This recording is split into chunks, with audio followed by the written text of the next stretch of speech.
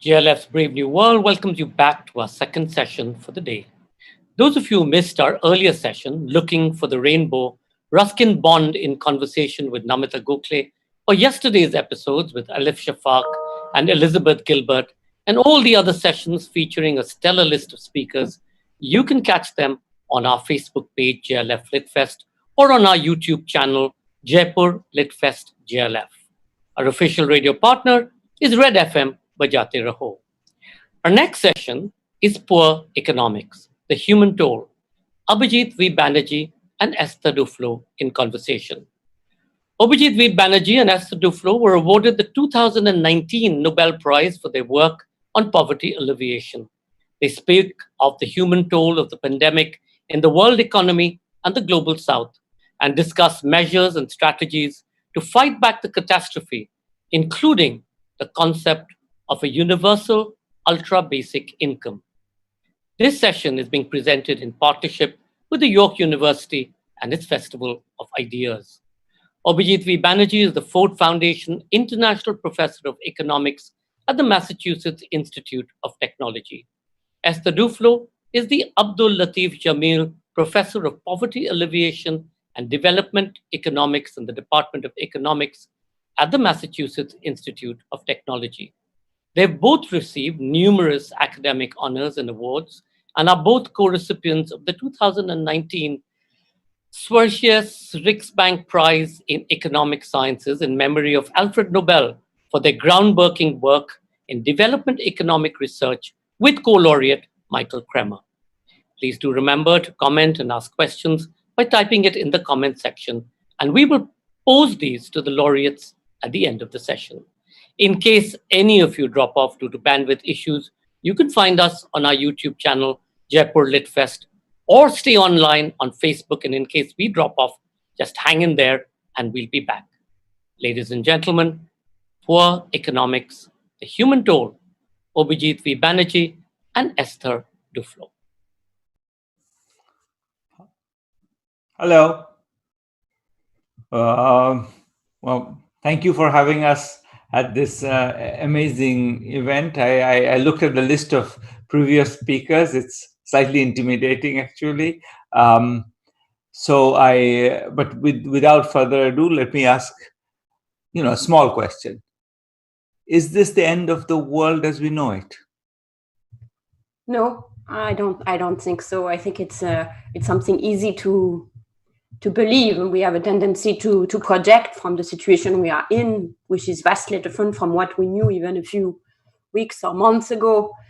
We can't go out. The world GDP has fallen to the dumps. People are getting poorer everywhere, and it's easy to think, well, no, nothing is going to ever be the same. But I think history shows that the human race is amazingly resilient. And sort of manages to extract itself out of those disasters, starting from, say, the bubonic plague, which killed millions of people in the 1600s, and, continuing with the 1919 flu epidemics and wars, and somehow find its way not so much different from what it was before. And I think there is a chance that it is going to happen again. And do you think that that's necessarily a good thing? Do you think that that's what we want? Was the world that we had 3 months ago in good shape? No, I don't think it's. I don't know if it's a good thing or a bad thing. I suppose it depends what the alternative would have been. It's just a thing. I think we are less attuned to the possibility of maximum changes. Now, maybe we can discuss that in the course of this session.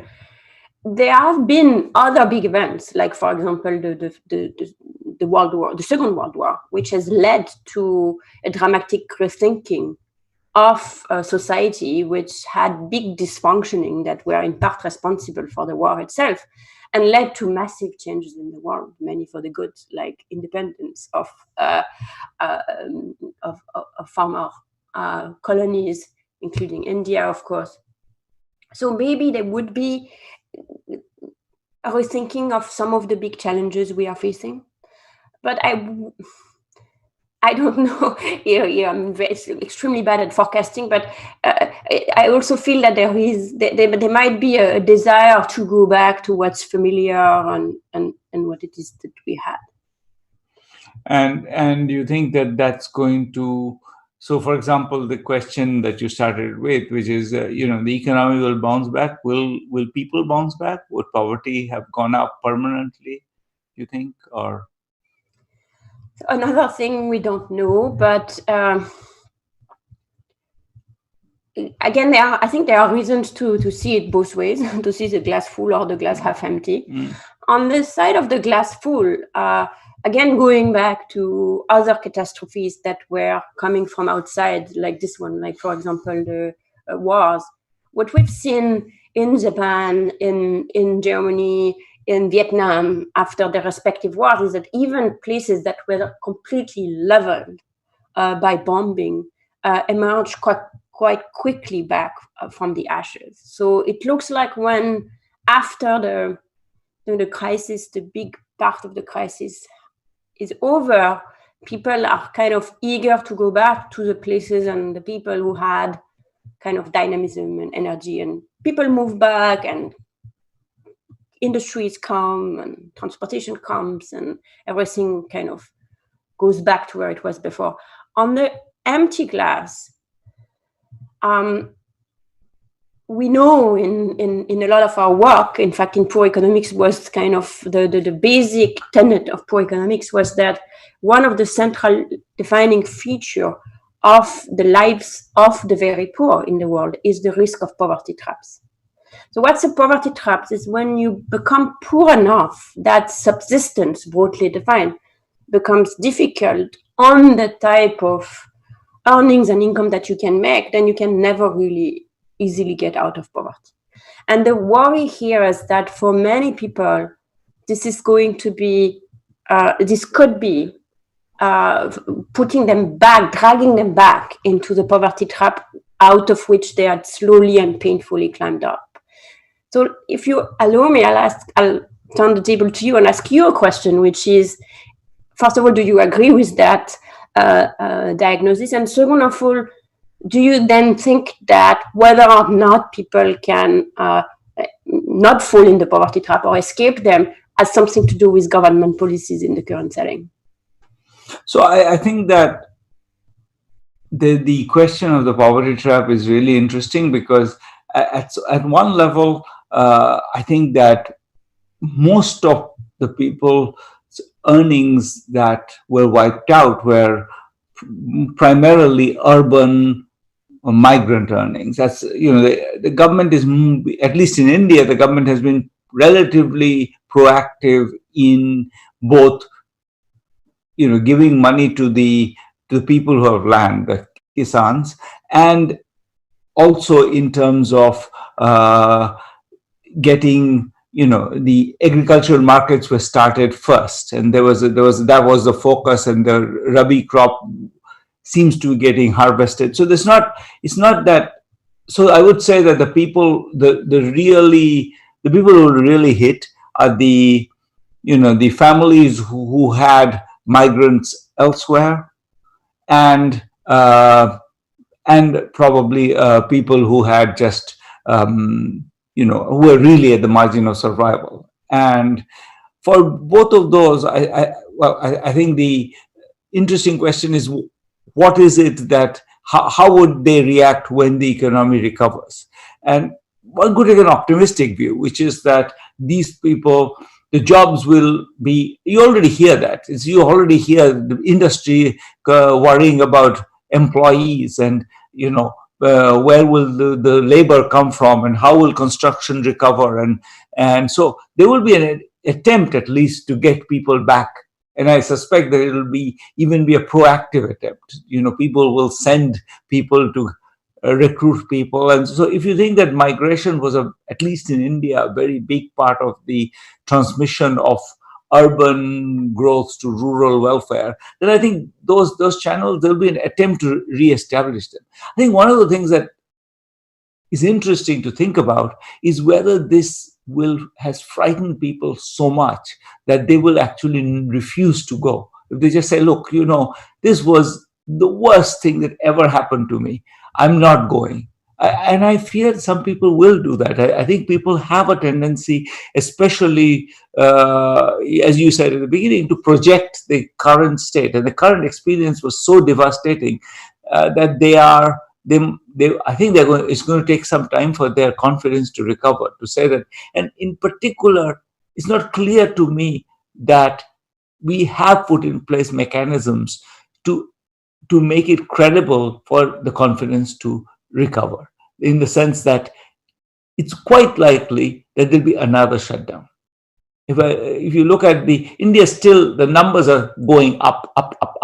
They're not going up incredibly fast. I think relative to what, there were these extremely dire model-based predictions. We have not gone anywhere close to that. 800,000 deaths. We've had more like 8,000 right now. Thankfully. So thankfully, I'm delighted, but I feel that there is a sense in which we haven't quite understood what's going to happen. But my sense is that it's still going to be the case that there'll be no vaccine by the fall, and if there's no vaccine, then probably the disease will come back. And if it comes back, there might be more lockdowns. And I feel that this is a moment where we need to think about reassuring people that the next lockdown will be much better. And that's going to be key for the recovery. The recovery, I think the next lockdown is not going to be like this one. It's not going to be today you're told you are locked down, all jobs are gone. We don't have a mechanism. Since you are not a local resident, we have no mechanism for, giving you welfare. And so tough. I mean, this is, this I think was, in fact, there's a very recent, I saw a study from yesterday of the poor migrants in Delhi, and the income loss is massive. They don't actually they're not yet mostly starving. I don't actually understand why, but Delhi's government was relatively proactive at the beginning to provide welfare. Food was provided. I think about 40% of them got something extra, etc. So there was some attempt. Maybe that's the reason. I don't know exactly what made it, but clearly what's important is that they sort of it was a catastrophe from their point of view. They felt completely battered by the whole thing. And that, I think, to undo that memory, we need to be thinking of schemes that will kind of at least reassure them that something, this won't happen again. So, for example, the government has talked about one nation, one ration card. I think it's a great idea. Do it, but now, like not in 3 months, not in 3 years, not in, even in 1 year. I think it has to be done now. And likewise, the idea of the universal ultra basic income that we talk about in our book, I think that's, if you do it, you have to do it now. And I think it's doable, but it strikes me as being really urgent.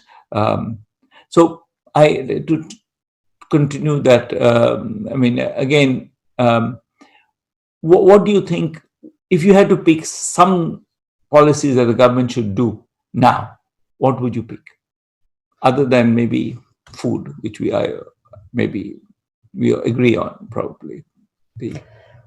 So I think it's not going to be all that surprising to people that I would agree with you that the universal ultra basic income is definitely where I would go. In fact, not just for India, because the phenomenon you are describing is not India specific. We are finding exactly the same type of problems in many neighboring countries and in countries that are further away, like many countries in Africa, where I think there is not a full appreciation of the extent to which the urban migrants are not just urban migrants themselves, but are also the survival mechanism for an entire extended family in developing countries. And therefore, getting their sustenance is essential. And of course, one could understand why they would be worried. Not only that there would be another lockdown, but the reality of their life conditions in the cities is such that should there be another epidemic, even in the absence of a lockdown, they would rightly be extremely worried to go. If you don't have, like many migrants, they don't have a place to be. They don't have they live cheek to jowl on their workplaces. Any shock to the health condition is, could literally spell their death. It hasn't happened this time around, but I think to some extent it's luck. And until such time as we have a vaccine, in addition to the universal ultra basic income, one has to think about the condition of lives of migrants on the construction sites in particular, and also in various other places of work. And that's more difficult. So if I were in charge, I would start with the universal ultra basic income, which is easy. That is the part which is a little bit infuriating, that it hasn't happened in more countries and faster, because in many cases, the pipes are there. We know how to do it. In India, they are so close to be there with the JAM trilogy, where a lot of people have a bank account. There isn't more or less functional system to wire monies to bank account, to access it through phone, etc., etc. This could have been accelerated. This can still be accelerated, and then money can be pushed. And I think one thing that stops that to happen is not the technology, but it's the hangover of many people who think that the one thing we need to be careful about with social system is to not give it to the undeserving poor. And I think it has been, not just in India, but everywhere, a very difficult adjustment to think, well, we have to think the other way. And right now, the objective is to reach as many people who are hard to reach as possible. Those are the old people who have no phone and no connection in villages. Those are the migrant workers who have no legitimate address anywhere, and so on and so forth. Then when that is done, the second urgent thing, I think, is to think of life conditions. Already before COVID, they were unacceptable. In a world of COVID, they are unsustainable. I mean, just to pursue that. But how would you go about organizing? What does universal exactly mean in a context where, the old people are unconnected to the system? If they don't even, I think we collected some data, as you know, in Tamil Nadu, and they were saying the older people seem to know there is a lockdown, but they don't know why, and they don't know exactly what they're supposed to do about it. They seem to have extremely little information. In that world, how do you make sure that the universal part of that is achieved? What are the, I mean, you say that it's close, but what are the steps that need to be taken? If you were today, you were asked, what? I think it's a difficult issue to reach the hard to reach, but it's not. But it's not an impossible issue if you set your mind to it. And so to take the older people, for example, almost everyone will know someone who knows an old person at the minimum. And I think there are fewer links than that. Probably even the most isolated of old people are a link away from being connected. And then once we have that, then there is a possibility of reaching them and making sure that they receive either cash or they are given a phone and then can get the money on their phone, or whatever solution is being found. But this is so much not in the spirit of the way that social protection has functioned, where in general we are trying to put little or big hoops for people to jump, as opposed to here trying to clear the existing hoops. So that's kind of, I think, again, it's more an issue of mindset. And once we have the mindset, we can get it done. Okay. So, and if I now continuing that thought, and what do you mean by ultra basic? So universal ultra basic income. What would be an adequate intervention at this point, you think? What's the, what are we trying to achieve? Are we trying to achieve money now, money in the future, assurance? I mean, all of these things. What do you have in mind in terms of if you say that this is what we should do? What is that? This? I think ultra basic is to contrast it with basic, which is something that has been proposed worldwide and in many rich countries in particular, where the idea is really something that people could live on in a complete way, in a sense. And this would be a ton of money, budgets that would be very difficult to obtain, even in rich countries, let alone in poor countries. With ultra basic, I think what we need to target is survival, and survival now and forever. So ideally, we wouldn't just have the ultra basic today and then it would go away once the COVID crisis is gone. We would have the promise of ultra basic always there for you when you need it. So in the current crisis, what would be different is that you would really reach out to people and say, hey, there is this ultra basic income. And then when things are becoming a little bit better and when people are used to it, you could kind of ask them, this is what we are proposing in the book, we could ask them to kind of claim it so that people would only come and claim it when they need it. But what this would give is it would give people reassurance that no matter how bad things come, survival is a cell phone away. They have the possibility to do it. So in terms of levels, I think I'm going to turn the table and ask you the question. And then I want to ask you the last question since you asked me the first. But let's first, maybe you can say a few words about the type of budget that this would, per person, what is, because I know you've been working on the calculations and so you have more expertise than me. I think that 1,000 rupees per person per month would make a huge difference. That's probably too much.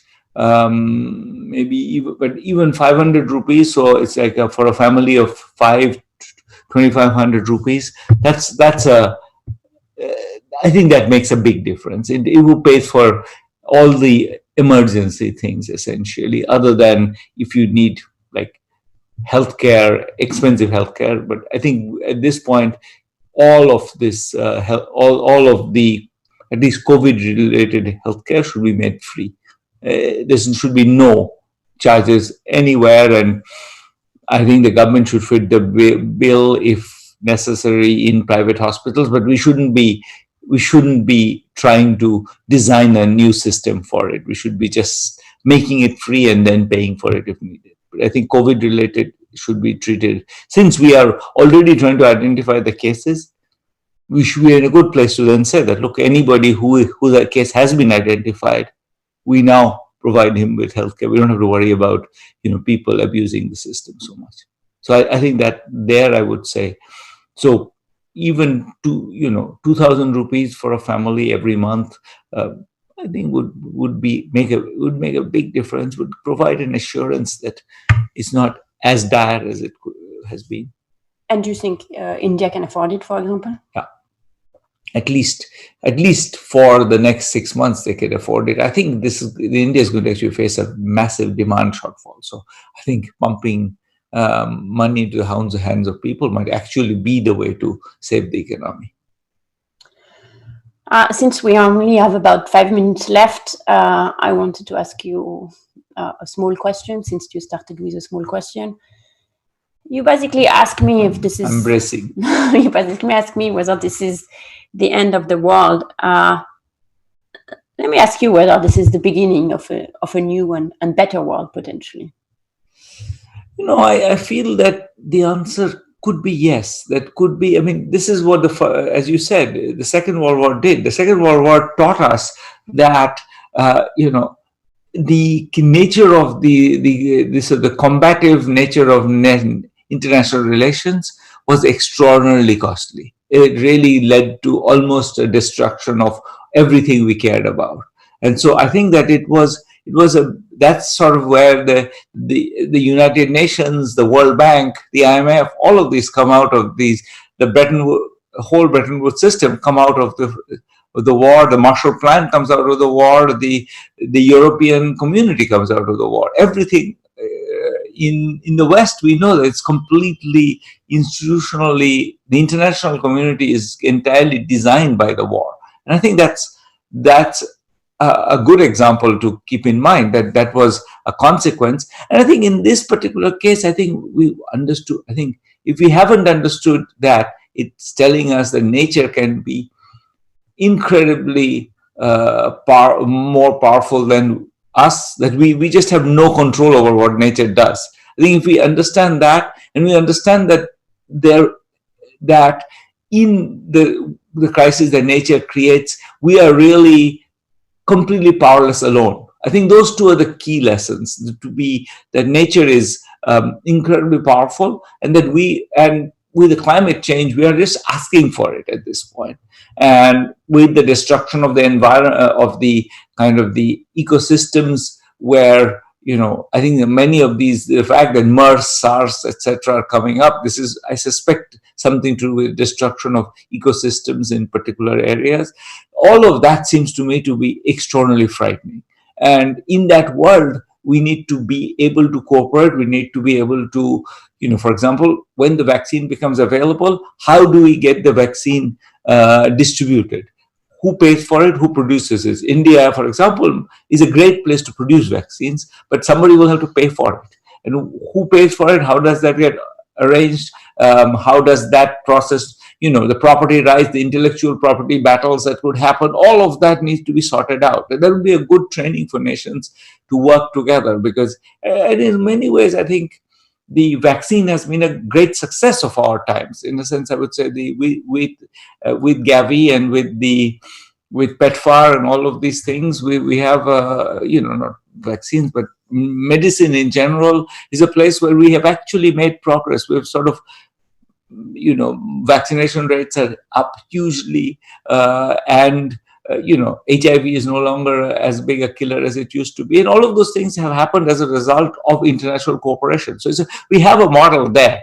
That's a model to be expanded to thinking about everything else. I think climate change is the one that's sort of sitting in everybody's head and in everybody's drawing room. And it might teach us that we need to just be more willing to work with each other, give up our own interests. And in some ways, I think it might be a great opportunity for young people to be excited that, that we don't have to, that we have the job of saving the world now. And that's an exciting job in some ways. I think if you were young and if I was young now, and I would be, in a sense, I would be excited. I would be, this is now I don't have to feel obligated to, whatever, make as much money as I can in finance or something. But I can just say that, look, we need to save the world. I think that's crucial. And that's a big gift, in a sense, that we could give the world. Let's embrace that. Professor Banerjee, Professor Duflo, we need to save the world. That was just incredible. I'm going to start. There's millions of questions streaming in, but I'm going to take off from what you both said, that free healthcare, perhaps in India, rupees 2,000 per family per month, at least in the next few months. But coming to the vaccine, you've talked about making it accessible. We know, for example, with the polio vaccine, professors, that it took 4 decades of very determined work and lots of resources, the Rotary, etc., really taking it out to that last mile, and it's the last mile. But with this particular vaccine, it's not enough for just India or America to be vaccinated or to be, come to herd immunity. It has to be the whole world. And you talked about the need for the world to work together. And yet we have this dichotomy, even as we speak, where some of the world institutions, WHO and the UN, and we don't have a principal anymore in the room. Unfortunately, the principal at some point, which used to be America and before that the UK, seems to have stepped down. And given that, how do you see this new world order? I mean, there is a jostling, obviously, of new powers, but neither necessarily have the fate of the entire world as their primary concern. They have their own economies or their own needs or global or geopolitical needs at their concern. So how do you both see that being fashioned, even as you say that perhaps the future belongs to young people? But how do the young people get their words and voices to be heard? So I'll start and maybe Esther continues. I mean, I do feel that I have two thoughts on that which are maybe moderately optimistic. One is I feel that actually, given that the US and China are battling it out, it's Europe's moment. Europe should just step up to the plate and realize that it could have world leadership. It is already, in some ways, a world leader in climate change. It has been for a while. This is a moment for Europe to step up and say, look, we really have the right. Somehow our political traditions have absorbed these ideas of what are about what's critical much better than the other institutions, other countries, and we are kind of ready for it. And I feel that Europe should be stepping up to the plate. I also think that in a sense in India we have a very ambivalent relationship. We talk, and even the government talks a lot about positively about climate change, and yet we do very little about it. We could step up a lot more. We could with Europe, we could be in a much more of a leadership position. I don't see why not. I think we have a domestic crisis, environmental crisis of a massive scale. You suddenly see everybody remembering that you used to be able to see the mountains from the plains and all those things. And those memories are good to harvest, to remind people that, this is, we paid enormous cost to save some lives. Why not pay a much smaller cost to save many more lives? I mean, in a sense, I feel like the message here is there's so many lives that are being every day. Our traffic deaths, our mortality rate has gone down as a result of COVID, because I think our traffic deaths so trump everything. 27%, 10% for murders and 17% for traffic accidents. Yeah. But I think we'll have bigger effects. We haven't seen the environmental effects. Those are also going to show up. Less people will die from, cardiopulmonary distress of different kinds because the air is cleaner. I absolutely think that we should, if we are willing to spend, lose, some 30-40% of GDP in the very short run, but still very large amount of money for COVID, why not 1%, 2%, 3% for just saving the country from the kind of environment we have? Professor Duflo, let me add another question before you take on from Professor Banerjee. Joan Concord-Cannon from the York Festival of Ideas have said, are you concerned about the impact of the pandemic in stopping brilliant students from developing countries being able to gain access to education in other countries? And what additional global measures do we need to introduce to enable students to gain access to university education? And just to add to that, I mean, one of the reasons why we set about doing JLF Brave New World is, as you know, we passionately believe that even as cities are locking down on themselves, we need to keep it open, the free flow of ideas, both science and the arts, and allow that to go across the world. But love to hear your point on that. Well, I think, again, it could go both ways, but here I'm actually reasonably optimistic that in the short to medium run, like within, say, 5 years after we, let's say, hopefully have a vaccine, this is actually going to be a good thing for ideas to travel more effectively to everyone around the world. And the reason is that in this pandemic, we are discovering the possibility to do these kind of things that we are doing today. And we are discovering that, okay, it's like it's not nearly as nice compared to sitting in Jaipur and having a great time there. But we can also reach many, many, many people who would have never had the opportunity to actually go to Jaipur.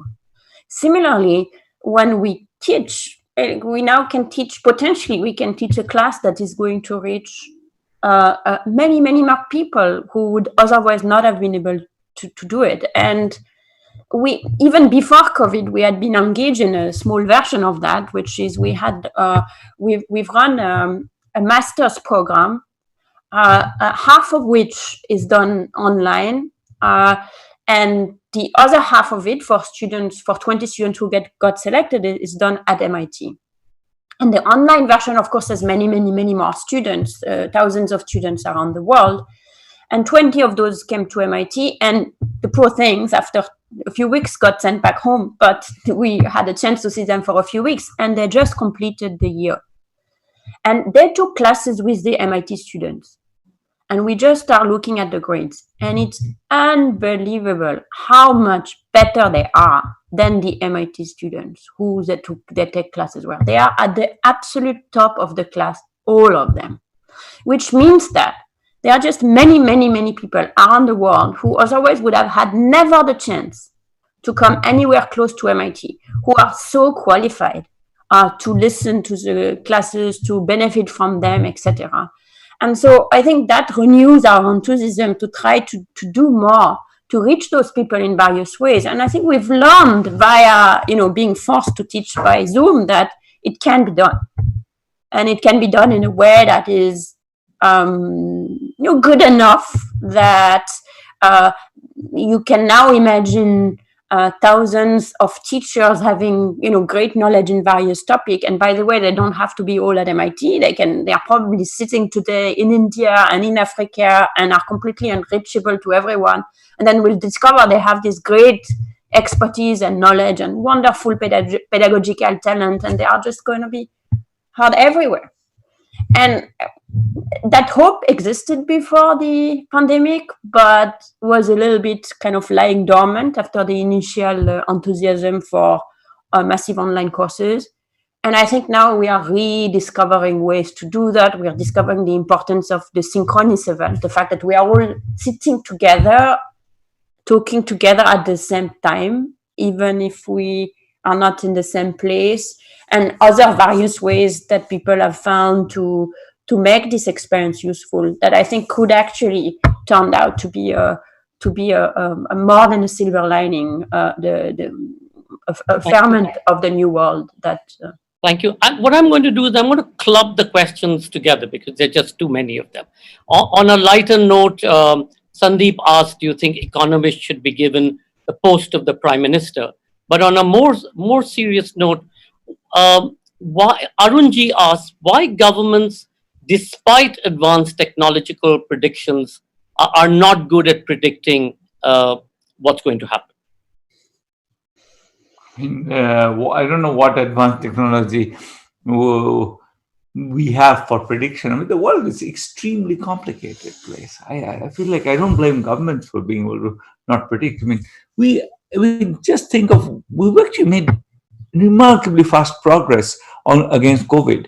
I mean, most pandemics took years. Even Ebola, which was so merciless in killing people, we really made very slow progress against it. And this is just, I mean, the fact that there are a bunch of vaccines in stage 2 trial already, that the gene was sequenced already, all of these things, I mean, in a sense, we are doing extremely fast progress. It's just, we're not used to doing anything like this, in a sense. I'm not at all blaming governments here. I think where we should blame them is more in the US particular.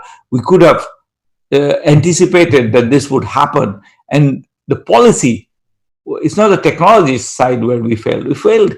The policy was obvious. Europe had already understood it. We just sat there and let ourselves be as sitting ducks because our president happened to have fanciful beliefs. And that sadly was nothing to do with technology or knowledge. It was kind of obvious to everybody, and we let ourselves be a sitting ducks. 100,000 Americans have died now, and more will. In fact, one of the sessions that we're looking at doing with Professor Homi Bhabha is about unpreparedness, and how is it that despite there's always a crisis, and you both spoke about the Spanish flu and Ebola, etc. And yet, once again, when there's a pandemic, we still seem to be unprepared. Going forward, so Charlie McLaughlin asks, will the massive debt levels taken on by the large Western economies during this crisis set back the fight against poverty? Aditi asks, what factor do you think is most prominent in nature for the rich-poor class divide issue? And Sabrina Zisler asks, how do you foresee this crisis affecting income inequality? So roughly all three in the same way. Professor? Already at the very beginning of the pandemic, people talked about the great leveler because the virus doesn't care who you are, etc. And we very quickly discovered that it's just not true.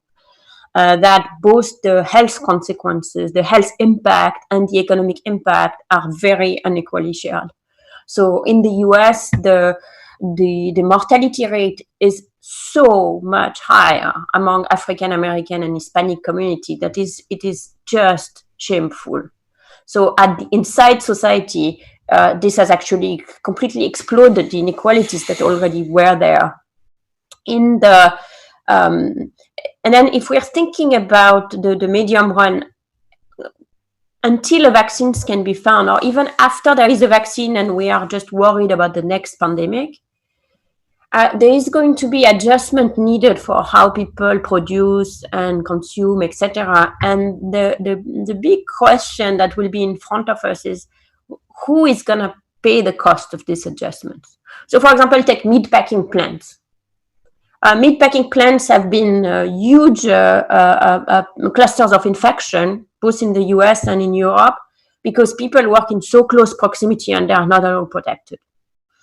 And moving forward, either we could move to be vegetarian, or in the meat packing plant, there could be adjustments with like fewer people and more separations, etc. But that's going to cost money. And the question is, the money, does it come from the profit, or does it come from wage pressure on the lower worker? And my opinion is that there is no iron law of economics that say it has to come from the workers, that it's going to be a political choices about how this is divided, and who is, whether the cost to do this is going to come in slightly lower profit that is going to reduce inequality, or lower wages that is going to increase inequality. So again, that's like, it's not going to be an economist's choice, it's going to be a society's choice.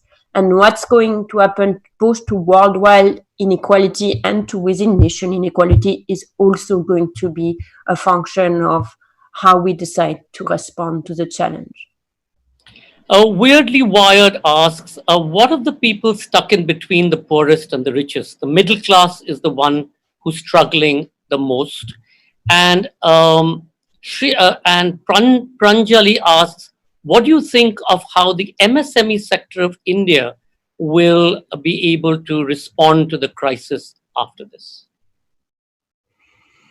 And those are related. I'm not sure that's true. I think the migrants are the ones who suffered the most. I don't think it's true that the middle class has suffered the most. I think the middle class has a reason to be very frightened, and that, if the economy really collapses, the middle classness they'll lose, so they're frightened about it. But as such, they are still able to, they usually don't live in the place where they can get PDS, and if 75% coverage in the PDS now. So I don't feel that proposition as an empirical claim is true. I think what is true is that the middle class and the MSMEs are sort of, they understand that right now they have no idea what the future looks like. And I think it depends very much, I go back to something I said, on the macro policies that the government takes. That I think we need to be very conscious of reviving the economy.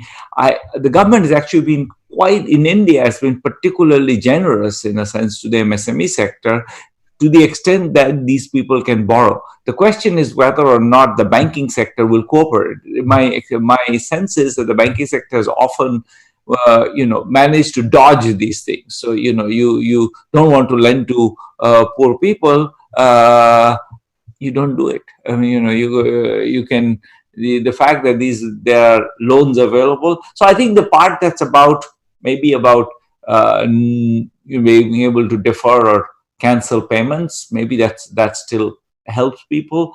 I feel that but if there's nothing to sell because people don't have money to buy, then all of this monetary policy is really sort of beside the point. So I really think that we need to think of how to get money in the hands of people so that they will be willing to buy. Then the MSME sector can sell. Go ahead, Professor. Just if I can add, not even add, but just summarize. I think the middle class should feel very, their plight is very dependent on how the poor are doing. They shouldn't see this as a fight between them and the poor, because the biggest effect on the middle class and the MSME sector, which is related, is the rebound effect from the crisis, not the crisis itself. So if the rebound effect can be stopped by making sure that the poor have enough to eat and to buy things from them, they'll be fine. So I think they should really see this as not, any dollar that is going to the migrant or any rupee that is going to the migrant is not coming to me. That would be a mistake. I don't think India is seeing it like that. I think what India's middle class is doing is actually discovering that there was this invisible class, and how much this invisible class ensured that the wheels of a state continued, whether it was building their homes to serving in their homes and all the services. And with the exodus of the class from the cities, I think the impact on the kirana or the smaller shops in a city where they went for their coconut oil or their 1 kilo of lentils and rice, that impact is huge. And the next question is actually in that. Ranjan Burman asks, how could economic balance possible in our country when some people earn thoughtlessly in this pandemic time, and we, the poor people, compelled to recharge our data balance without any rebate?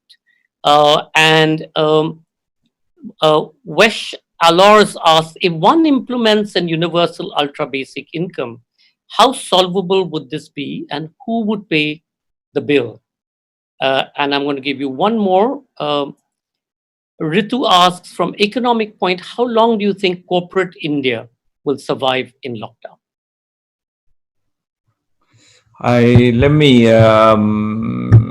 Those are complicated questions. I'll answer a bit of it, which is that I think that the part about paying for universal ultra basic income is the part that I have been saying I don't worry too much about. I think like the US, like Japan, like Europe, monetizing part of the government debt, meaning basically printing money and giving it to people, is a good thing to do in a massive demand for shortfall setting. So what I think we may want to do is, in fact, say, look, we're going to give you money, but not necessarily now, because in a sense, right now, there's still, the production side is a bit frozen. But as the production side starts to relax, which is happening in many parts of India, we want to put money matching that in the hands of consumers. And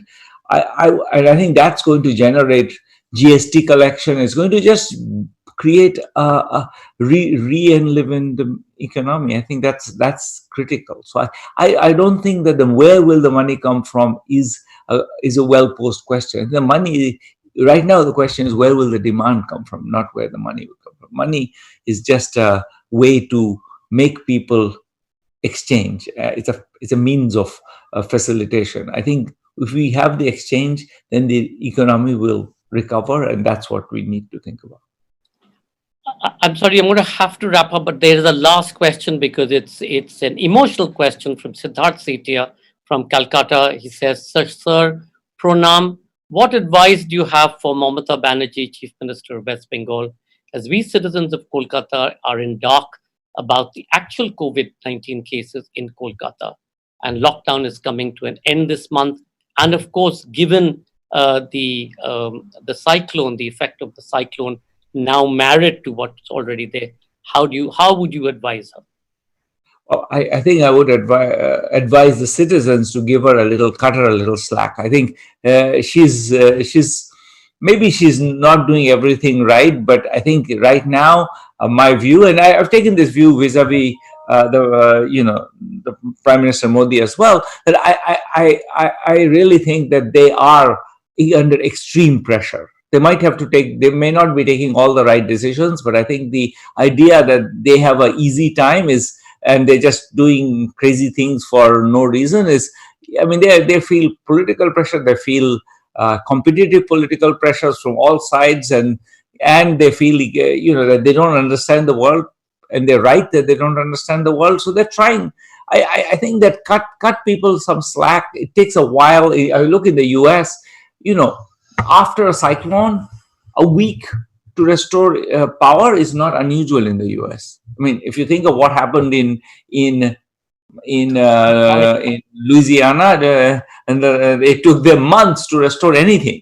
Or Houston after the last big. Yeah, exactly. So I think we should cut her some slack. Say that try to assume that she's trying to do her best right now, and then I think we can go back to being judgmental later. I think right now my sense is that she's in an extremely difficult place. I tend to take the view that we should be generous at these times. Professor Banerjee, Professor Duflo, we could really have continued this forever. I mean, the questions just continue to stream through, and if you all don't mind, perhaps we'll send some of these to you, and if you'd like to answer them, we'll post them back. But thank you so very much for being here with us at JLF Brave New World.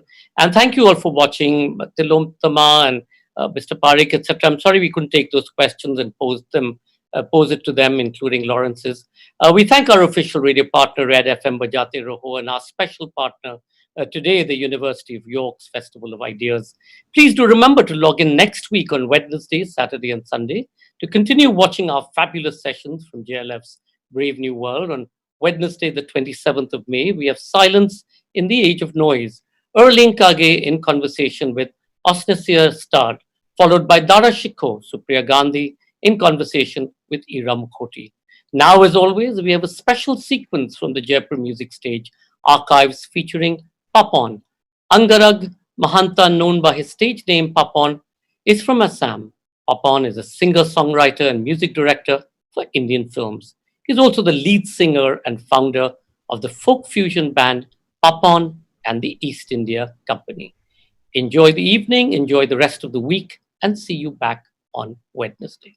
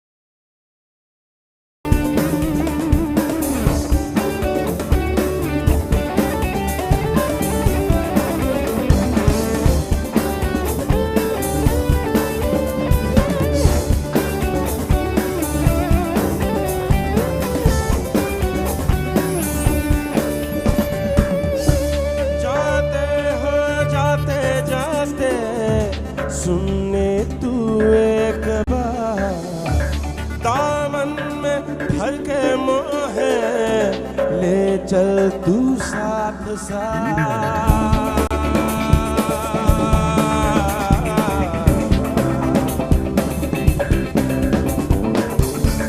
जाते हो जाते जाते सुनने तू एक बार, दामन में भर के मोहे ले चल तू साथ साथ। मिट्टी तेरे पैरों के बनके मैं बाल मार, रास्ता तेरे मंजिल के बनके मैं साजना, दो पल तेरे संग चल